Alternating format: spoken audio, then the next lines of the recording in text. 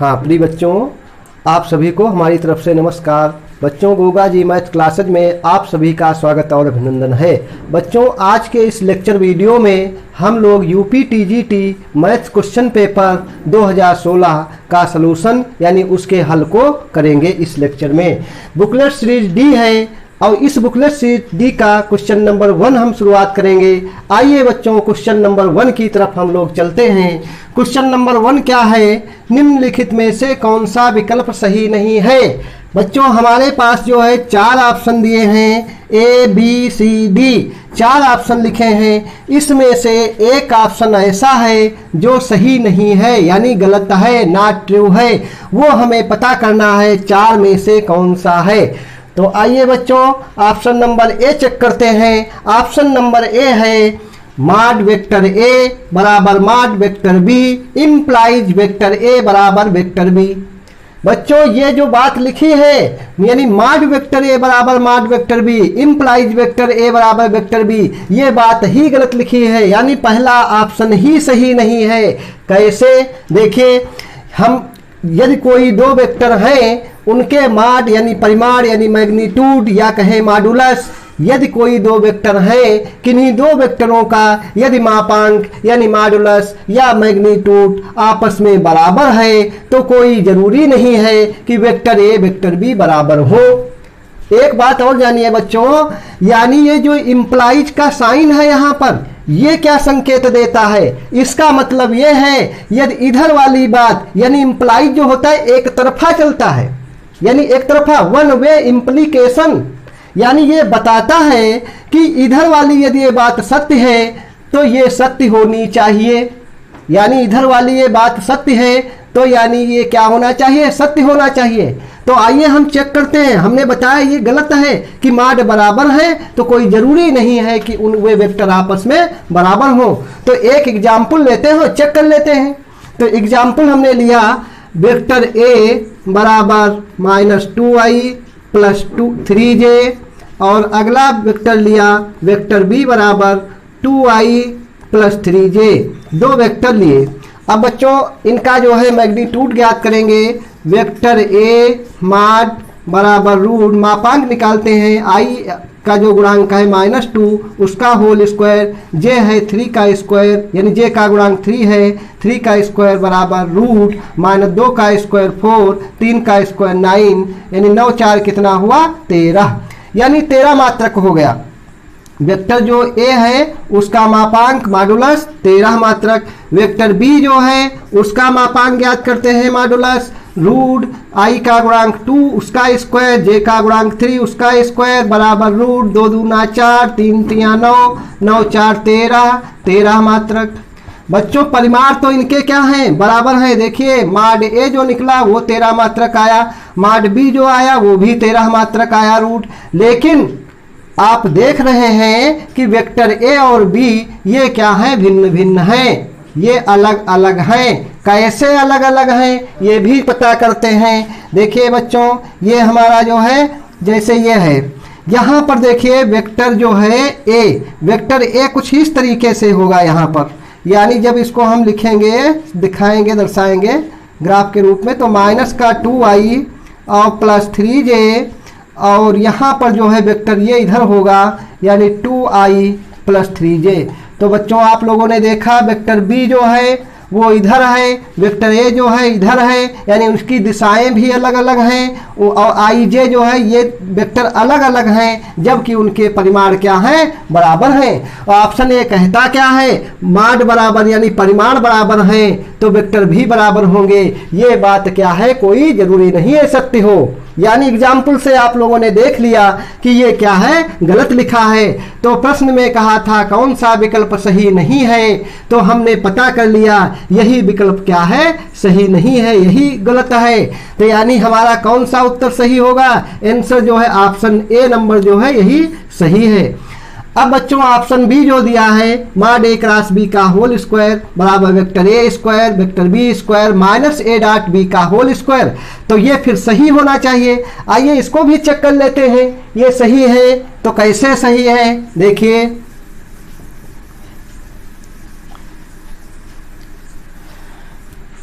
Option B है माड ए cross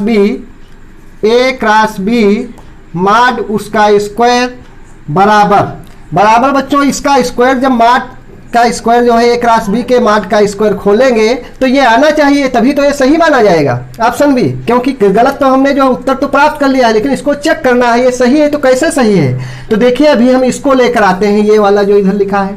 तो यानी ए क्रॉस बी बराबर क्या होता है, ए क्रॉस बी बराबर होता है ए बी साइन थीटा और एन कैप। जब दो वेक्टरों का कार्तीय गुणनफल ए क्रॉस बी निकाला जाता है तो होता है A B sine theta N cap, और यहाँ पर माड लिखा है तो माड और उसका स्क्वायर। बच्चों जो है सदिश ए सदिश B sine theta N cap, mod A जो है सदिश ए हो गया और ये सदिश बी, और यहाँ पर स्क्वायर है तो स्क्वायर लिखेंगे स्क्वायर बी स्क्वायर, और ये साइन स्क्वायर थीटा और एन कैप। एन कैप के बारे में थोड़ा जान लेते हैं। एन कैप क्या है, ये एकांक सदिश है, यूनिट वेक्टर है, और यूनिट वेक्टर जो होता है उसका मॉडुलस हमेशा और हमेशा कितना होता है 1, यानी एक इकाई होता है। तो यहाँ पर हम लिखेंगे 1 और उसका स्क्वायर। तो ये हो गया vector A square vector B square, और साइन स्क्वायर थीटा को 1 माइनस कास स्क्वायर थीटा लिखेंगे, और ये आ जाएगा A square B square minus A square और B square cos square theta, यानी vector A square vector B square minus बच्चों A square B square cos square theta, A square B square cos square theta. आपको मालूम है कि दो vector A और B हो, यानी दो वेक्टर ए और बी हो, ये इंटर क्लास में चैप्टर है आपने पढ़ा होगा। यानी वेक्टर ए वेक्टर बी हो, उनका डॉट यानी अदिश गुणनफल ए डॉट बी होता है, और वो कितना होता है ए बी कास थीटा, यानी ए डॉट बी बराबर ए बी कास थीटा। तो यहाँ पर देखिए A square B square cos square theta, तो यहाँ इसको हम लिख लेते हैं ए बी कास थीटा और उसका होल स्क्वायर, ये होल स्क्वायर बाहर पहुंच जाएगा। तो यहाँ पर देखिए ये हुआ vector A square into vector A B square minus, और ए बी कास थीटा को हम लिख लेंगे ए डॉट बी, ए इसको क्या लिख लेंगे ए डॉट बी, तो ए डॉट बी का होल स्क्वायर। तो देखिए बच्चों यही तो यहाँ पर दिया है, यानी ये हमारा क्या हो गया सही निकला। तो ये ऑप्शन क्या है सही है। तो ये भी चेक कर लेते हैं option C, vector A cross B dot C परिभाषित नहीं है। ये क्यों नहीं परिभाषित है, यानी क्यों नहीं डिफाइन है, नॉट डिफाइन। तो आइए बात करते हैं इसके बारे में भी यहाँ पर। तो ए क्रॉस बी डॉट सी दिया है, क्यों परिभाषित नहीं है, ऑप्शन में लिखा है परिभाषित नहीं है। तो ए क्रॉस बी डॉट सी, तो देखिए बच्चों यहाँ पर बी और सी के बीच में डॉट है, और जब डॉट निकालते हैं दो वेक्टरों का तो वो क्या बन जाता है अदिश, यानी स्केलर हमें मिलता है। क्या मिलता है स्केलर। तो बी डॉट सी जो है जब इसका अदिश गुणनफल ज्ञात करेंगे तो एक स्केलर आएगा, कोई नंबर आएगा। मान लेते हैं वो स्केलर निकल करके जो है 3 आया। क्या आया 3 आया। तो अब यहाँ पर ये है वेक्टर, ये है स्केलर यानी कि अदिश है ये। तो यहाँ पर देखिए स्केलर जो यानी क्रॉस जो होता है वो हमेशा और हमेशा दो वेक्टरों के बीच निकाला जाता है, जबकि यहाँ पर क्या है पहला तो वेक्टर ए है और दूसरा क्या है स्केलर है। ऐसा नहीं होता है, यानी ये गलत है। इसलिए क्या ऐसा हो ही नहीं सकता। क्रॉस हमेशा जो है ए और बी के बीच निकाला जाता है, यानी हमेशा यानी दो वेक्टरों के बीच निकाला जाता है। क्रॉस हमेशा दो वेक्टरों के बीच निकाला जाता है। यहाँ पर क्या है पहला वेक्टर ए है और अगला स्केलर है। स्केलर के साथ क्रॉस जो है नहीं निकाला जाता है, तो ये परिभाषित ही नहीं है। यानी ये क्या हो गया परिभाषित नहीं है, परिभाषित नहीं है। तो ये भी बात क्या है सही। प्रश्न में कहा है कि ए क्रॉस बी डॉट सी परिभाषित नहीं है, तो ये भी क्या है सत्य है। अब देखिए बच्चों ऑप्शन डी क्या है। यदि किसी समांतर चतुर्भुज की आसन्न भुजाएं क्रमशः सदिश ए तथा सदिश बी द्वारा निरूपित हो तो इसका क्षेत्रफल मॉड ए क्रॉस बी होता है। ये ए क्रॉस बी ही होता है। समांतर चतुर्भुज का क्षेत्रफल यदि कोई दो सदिश हैं ए और बी, उनका क्षेत्रफल ज्ञात करना हो तो उनका सदिश गुणनफल ए क्रॉस बी ज्ञात करें, फिर उनका मॉडुलस यानी मापांक निकाल दें, वही क्या हो जाता है समांतर चतुर्भुज का क्षेत्रफल। बच्चों ये प्रश्न जो है आपके टीजीटी में कई बार पूछा गया है। यूपी टीजीटी में दो वेक्टर दे दिए ए और बी, कहा कि जो है इनका सदिश गुणनफल ए क्रॉस बी ज्ञात करिए और जो है इससे बनने वाले समांतर चतुर्भुज का क्षेत्रफल ज्ञात करिए। तो यानी वहां पर ए क्रॉस बी ज्ञात करेंगे और उसके बाद समांतर चतुर्भुज का क्षेत्रफल कैसे ज्ञात करेंगे, यानी समांतर चतुर्भुज का क्षेत्रफल जो है ए क्रॉस बी निकालेंगे, उसके बाद उसका माड निकाल देंगे, वही क्या हमको मिल जाएगा आंसर। ठीक, तो क्वेश्चन नंबर 1 बच्चों जो है पूर्ण रूप से हमने कंप्लीट कर लिया। अब आइए चलते हैं क्वेश्चन नंबर 2 की तरफ। क्वेश्चन नंबर 2 क्या कहता है, यदि एक कण वेग u से क्षितिज से अल्फा कोण पर फेंका जाए तो प्राप्त महत्तम ऊंचाई कैपिटल एच है। तो आइए इसके बारे में थोड़ी चर्चा करते हैं। क्वेश्चन नंबर 2 जो है क्या कहता है, यदि एक कण वेग u से क्षितिज से अल्फा कोण पर फेंका जाए तो प्राप्त महत्तम ऊंचाई कैपिटल एच है। बच्चों ये क्षैतिज जो है क्षैतिज से अल्फा कोण पर जो है कण फेंका जा रहा है। मान लीजिए कण जो है ये इस तरीके से जो है फेंका गया u वेग से। क्षैतिज दिशा ये है, ये क्या है क्षैतिज दिशा। तो क्षैतिज से अल्फा कोण बनाते हुए कण जो है प्रक्षिप्त किया जाता है, फेंका जाता है, यानी अल्फा कोण पर। अब जो ये वेग u है जिससे फेंका था, ये दो घटक इसके हो जाते हैं। एक घटक क्षैतिज घटक u cos अल्फा और ऊर्ध्वाधर घटक जो है इसका होता है u sin अल्फा। दो क्षैतिज घटकों में विभाजित हो जाता है, यानी ये जो u वेग था इसको हमने दो घटकों में विभाजित कर लिया। क्षैतिज घटक u cos अल्फा, ऊर्ध्वाधर घटक u sin अल्फा। अब बच्चों जो है कण को जो हमने प्रक्षिप्त किया था, क्योंकि क्षैतिज दिशा में कोई भी त्वरण नहीं लगता है, ये हमेशा जो है u cos अल्फा इसका वेग रहता है। क्षैतिज वेग हमेशा u cos अल्फा रहता है, जबकि ऊर्ध्वाधर घटक जो है यानी इसमें वेग जो है ये गुरुत्वीय त्वरण g के कारण जो है क्या होता है, ये परिवर्तित होता रहता है। ऊर्ध्वाधर जो है वेग क्या होता है, परिवर्तित होता रहता है। यहां से जब हमने कण को फेंका तो कण u वेग से फेंका था, लेकिन इसमें गुरुत्वीय त्वरण g लगने के कारण ऊर्ध्वाधर दिशा में कण क्या होता है, कुछ दूर तो ऐसे जाता है और उसके बाद उसकी जो है गति की दिशा जो है परिवर्तित हो जाती है और वो कुछ इस तरीके से जो है गति करके और कहाँ पर क्षैतिज तल पर पुनः जो है वापस आ जाता है। तो देखिए बच्चों प्रश्न ने क्या कहा, प्रश्न ने कहा है कि यदि एक कण u वेग से क्षितिज से अल्फा कोण पर फेंका जाए तो प्राप्त महत्तम ऊंचाई कैपिटल एच है।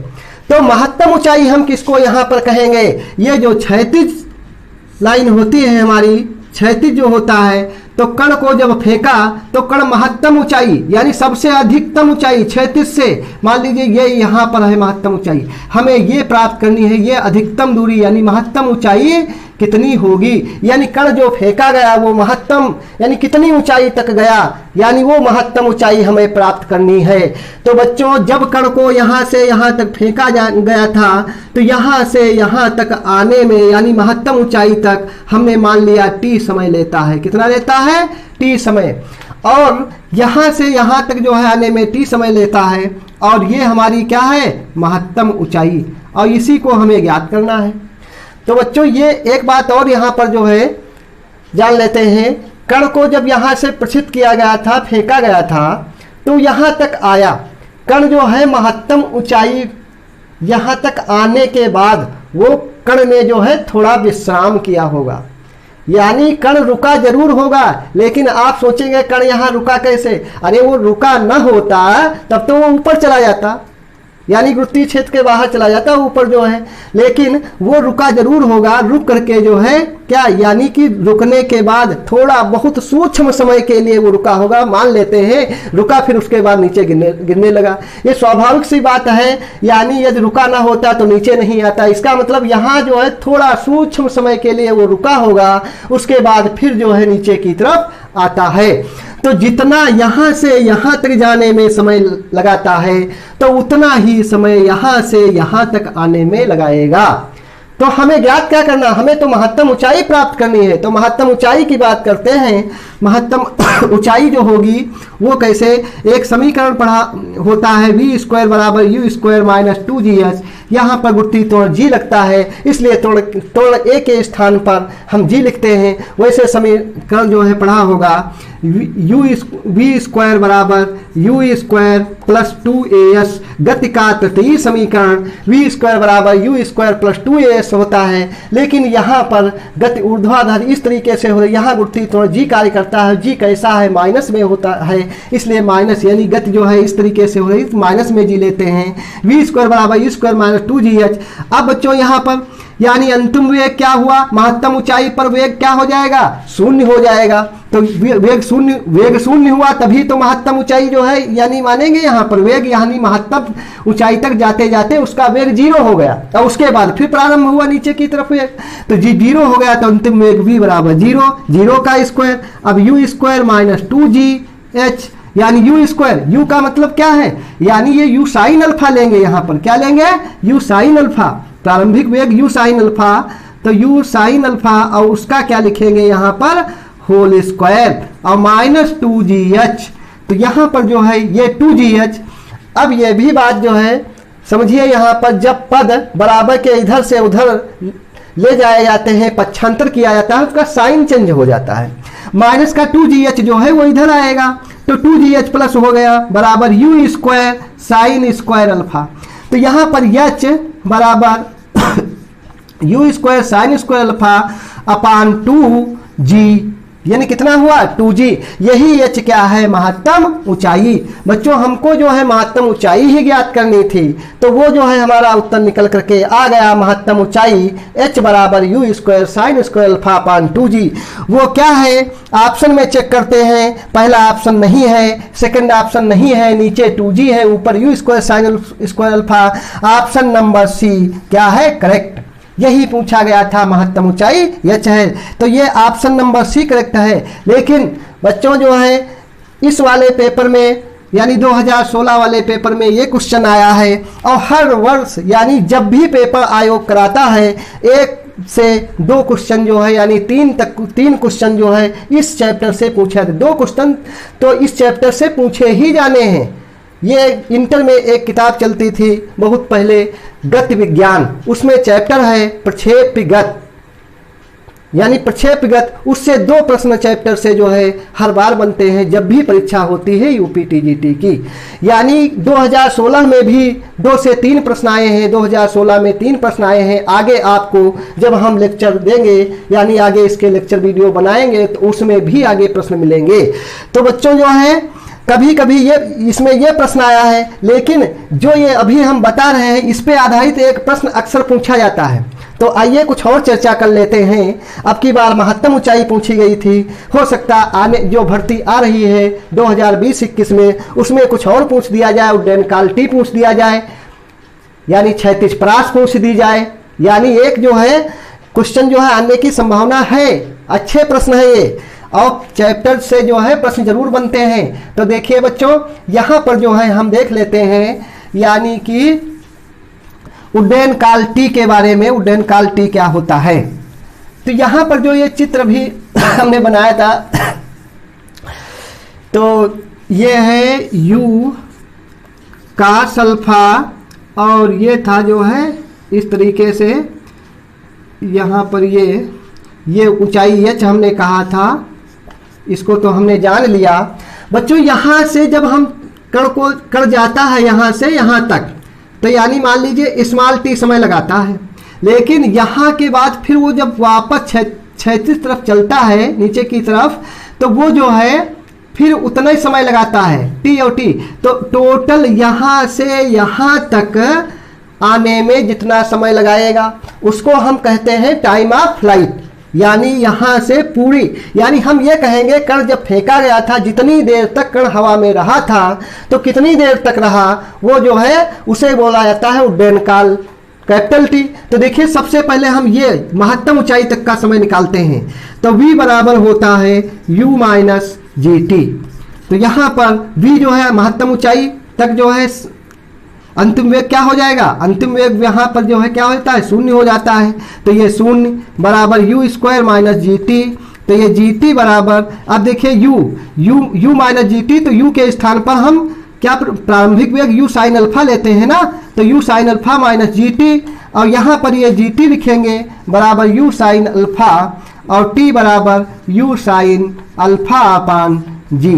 तो ये तो समय t यानी महत्तम ऊंचाई तक पहुंचने में स्मॉल टी समय लेता है ये, लेकिन अभी हमने बताया उड्डयन काल क्या होता है। उड्डयन काल, टाइम ऑफ फ्लाइट, उड्डयन काल टी, कैपिटल टी बराबर क्या होता है 2t क्यों लिखेंगे, क्योंकि हमने बताया यहाँ से यहाँ तक आने में जितना समय लेता है तो यहाँ से यहाँ तक भी उतना ही समय लगता है, तो इसका दुगुना कर देंगे तो ये रहेगा 2 और t का मतलब है u sign alpha upon G. तो ये कितना हुआ 2u sine alpha upon G. ये आया जो है उड्डयन काल capital T, 2u sine alpha upon G. बच्चों ये भी प्रश्न पूछा जा सकता है, उड्डयन काल टी का मान बताइए, यही इसी तरीके से प्रश्न दे देगा। यदि एक कण वेग u से क्षितिज से अल्फा कोण पर फेंका जाता है तो उसके द्वारा प्राप्त उड्डयन काल जो है निम्नलिखित में से कौन सा है, option A B C D दे देगा, यानी 2u sine alpha upon G. तो इसमें लिखा है कि नहीं, देखते हैं, उड्डयन काल टी नहीं है, इसमें उड्डयन काल टी नहीं है। देखिए और जो है थोड़ी बात इसमें सीख लेते हैं बच्चों। ये जो है अब थोड़ी बात यह है, बहुत महत्वपूर्ण पॉइंट है, ये भी परीक्षा में पूछा गया है और पूछा जा सकता है। ये जो होती है क्षैतिज परास बोली जाती है, यानी कण जब तक हवा में रहा था और यानी जहां से प्रक्षिप्त किया गया था और जहां पृथ्वी तल पर जहां पर पहुंचता है, तो यह जो दूरी होती है इसे क्या कहते हैं, क्षैतिज परास। क्या बोलते हैं इसे, क्षैतिज परास बोला जाता है। तो क्षैतिज परास यानी ये दूरी कितनी होगी, कण जब फेंका गया तो क्षैतिज परास जो होता है, हॉरिजॉन्टल जो है रेंज बोला जाता है, क्षैतिज परास रेंज, क्षैतिज परास यानी हॉरिजॉन्टल रेंज जो है बोली जाती है, क्षैतिज परास आर बराबर। तो क्षैतिज परास है क्या, ये तो जो है दूरी है ना, तो दूरी क्या होती है, दूरी बराबर चाल गुणा समय होता है। तो यहाँ पर दूरी बराबर चाल गुणा समय, यही जो है फार्मूला हम लगा देंगे, चाल गुणा समय। तो किस चाल से कण जो है चल रहा है, क्षैतिज, क्योंकि हमें जो है अब की बार इस चाल की जरूरत है। इसमें जो है कौन सी चाल है, u का अल्फा वेग से क्षैतिज दिशा में कण u का अल्फा वेग से चल रहा था, और इसमें कोई त्वरण न होने के कारण ये पूरी जो है गति में u का अल्फा ही रहता है, त्वरण नहीं लगता, तो अपनी समान चाल जो है रहती है। तो यहाँ पर लिखेंगे u का अल्फा और इनटू समय, उड्डयन काल टी। उड्डयन काल टी अभी जो है हमने निकाला था, यानी यहाँ से यहाँ तक आने में कितना समय लगता है, कैपिटल टी बराबर 2u sine alpha upon G, ये बताया था। उड्डयन काल T 2u sine alpha upon G, वो यहाँ पर रखेंगे, यानी समय टी, उड्डयन काल टी है ये, तो टी बराबर कितना 2u sine alpha upon G. तो देखिए बच्चों ये हुआ 2 और u स्क्वायर हुआ, और ये आया sine alpha into cos alpha upon G. और ये जो 2 अपना हमने पहले लिखा है, इसको जो है इसके साथ लगा दीजिए अगले स्टेप में, u square 2 sine alpha into cos alpha upon G. और यह जो है, अब देखिए बच्चों इधर हम लिख लेते हैं, अभी बच्चों हमने जिक्र किया था इम्प्लाइज, यानी इम्प्लाइज का मतलब क्या होता है, यदि ये बात सत्य है तो ये सत्य होनी चाहिए।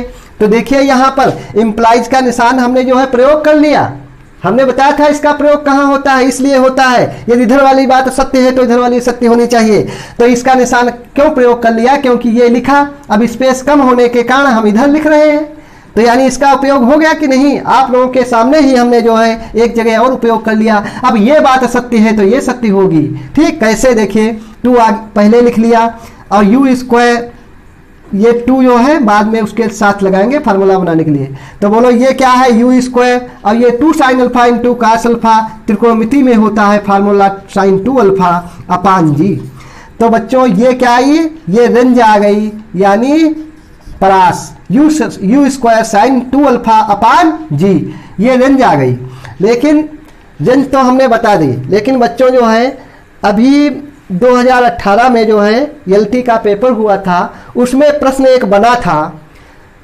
प्रश्न ये पूछा गया था कि एक कण अल्फा वेग से अल्फा कोण पर यू वेग से फेंका जाता है, तो वो परास यानी अधिकतम परास, यानी ये पूछा गया था कि अधिकतम परास कण कोई प्रक्षिप्त किया जाता है, तो अधिकतम परास प्राप्त करने के लिए, अधिकतम परास यानी ज्यादा से ज्यादा जो है दूरी प्राप्त करने के लिए किस कोण पर उसको फेंकना चाहिए। ऑप्शन उसमें थे π/4, π/2 और π/3, π/6, इस तरीके से ऑप्शन दिए हैं।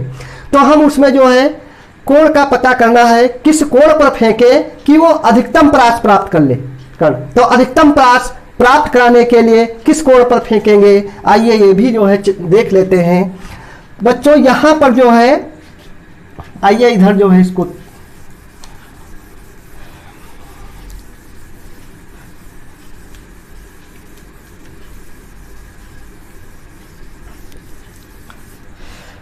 हाँ देखिए, ये जो है परास अभी हमने निकाला R बराबर U square sine 2 alpha upon G. बच्चों यहाँ पर जो है साइन 2 अल्फा जो होता है, साइन 2 अल्फा का यानी साइन अल्फा का अधिकतम मान, साइन अल्फा का अधिकतम मान जो है क्या होता है 1, और न्यूनतम मान -1, न्यूनतम मान -1, यानी इसकी ये रेंज होती है। तो यहाँ पर साइन 2 अल्फा है, तो साइन 2 अल्फा जो होगा इसका अधिकतम मान कितना हम यहाँ पर रख दें 1, यानी साइन 2 अल्फा का अधिकतम मान 1 होता है, तो यानी अधिकतम मान 1 होगा। तो 1 जो है करने के लिए 1 कब आएगा, क्योंकि ये साइन 2 अल्फा 1 से ज़्यादा नहीं हो सकता। और अधिकतम की बात कर रहा तो आर मैक्सिमम यानी महत्तम परास मैक्सिमम प्राप्त कराने के लिए यहाँ पर देखिए यू स्क्वायर, और ये अल्फा कितना है 2 अल्फा है, कितना है 2 अल्फा। यदि हम अल्फा के स्थान पर ये हमें साइन 2 अल्फा 1 आना चाहिए, कितना आना चाहिए, जब 1 आएगा, क्योंकि अधिकतम मान 1 होता है तो 1 आना चाहिए भाई अधिकतम के लिए। तो अल्फा बराबर यदि π/4 ले ले तो देखिए 2 यू स्क्वायर साइन 2, और अल्फा के स्थान पर यानी हम कितना रख देंगे, अल्फा के स्थान पर यदि π/4 कर लेंगे अपान कितना जी, तो ये हो गया यू स्क्वायर और साइन 2 × 2 2 दूना 4 बराबर π/2, और ये नीचे कितना है जी। तो यहाँ पर देखिए बच्चों यू स्क्वायर अपान जी और साइन π/2 यानी साइन 90 का मान 1 बराबर यू स्क्वायर अपान जी। तो यानी आर मैक्स जो है कितना हो गया u square upon g. R जो है महत्तम प्राप्त कराने के लिए यू स्क्वायर अपान जी होगा, यानी किस कण पर महत्तम परास कितना होगा यू स्क्वायर अपान जी।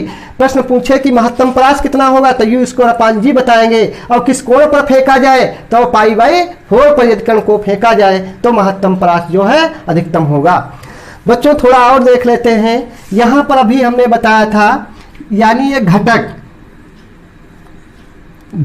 जो है ये कैसे निकाले जाते हैं ये भी बात बता देते हैं, क्योंकि यहाँ पर जैसे ये u वेग था, कितना वेग था u वेग, और ये जो है क्षैतिज लाइन है अल्फा, ये कोण इस तरीके से यहाँ 90 अंश का कोण बना लेते हैं, ठीक। और ये घटक हमें कैसे जो है प्राप्त हुए, ये कितना था u का अल्फा, कैसे ये नहीं क्षैतिज घटक u का अल्फा कैसे आ गया था और u साइन अल्फा कैसे आ जाता है। इसको हम यक्स मान लेते हैं, क्या मान लेते हैं यक्स, इसको क्या मान लेते हैं y, इसको थोड़ा मिला दिया, जब ये y है तो ये भी y हो जाएगा। अब यहाँ पर देखिए ये कितना है u, क्या है u, यहाँ पर हम लगाते हैं कास अल्फा, क्या लगाते हैं कास अल्फा। तो कास अल्फा बराबर कितना होता है आधार बटे कर्ण, तो कास अल्फा बराबर आधार बटे कर्ण, आधार है x और कर्ण कितना है u, तो ये हो गया। अब यहाँ पर क्रॉस मल्टीप्लाई कर लेंगे तो x बराबर u कास अल्फा, तो देखिए x से ये माना था तो यही तो है, ये अल्फा कोण ये बना रहा है तो u कास अल्फा।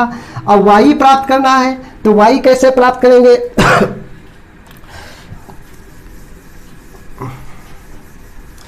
तो देखिए y क्या है, y यहाँ पर जो है अब इसमें साइन लगा दीजिए, तो साइन अल्फा बराबर लंब बटे कर्ण, तो लंब कितना है y और कर्ण कितना है u, यानी लंब बटे कर्ण y बटे कितना u। तो ये तुम्हारा जो है कितना हो गया y बराबर u साइन अल्फा। तो ये क्या होते हैं, ये घटक होते हैं, यानी ये क्षैतिज घटक और ये क्या है ऊर्ध्वाधर घटक। तो इस तरीके से ये घटक प्राप्त किए जाते हैं। तो यहाँ पर जो है हम लोगों ने जो है ये भी जान लिया घटक ये कैसे होते हैं, यानी ये भी सीख लिया। तो बच्चों आज के लेक्चर वीडियो में प्रश्न तो हम लोगों ने 2 किए, केवल मात्र जो है 2016 में जो पेपर हुआ था बुकलेट CGA D है उसके 2 प्रश्न किए, लेकिन 2 प्रश्न नहीं, 2 प्रश्नों के साथ में कई प्रश्न सीखे हैं। ये मान करके चलिए 2 प्रश्नों के साथ में हम लोगों ने यहाँ पर कई सारे प्रश्न सीख लिए हैं। इन 2 प्रश्न से कई प्रश्न यहाँ पर देखें तो क्वेश्चन नंबर 2 से हमने कई बातें बता दी। किसी टाइप का प्रश्न आ जाए इससे रिलेटेड तो वो जो है अब सही हो जाएगा। और क्वेश्चन नंबर 1 जो था उसके बारे में भी हमने जो है विस्तृत चर्चा की थी। अब बच्चों हम लोग जो है आगे अगले वीडियो में जो है मिलेंगे। ठीक बच्चों, हाँ, जय हिंद जय भारत।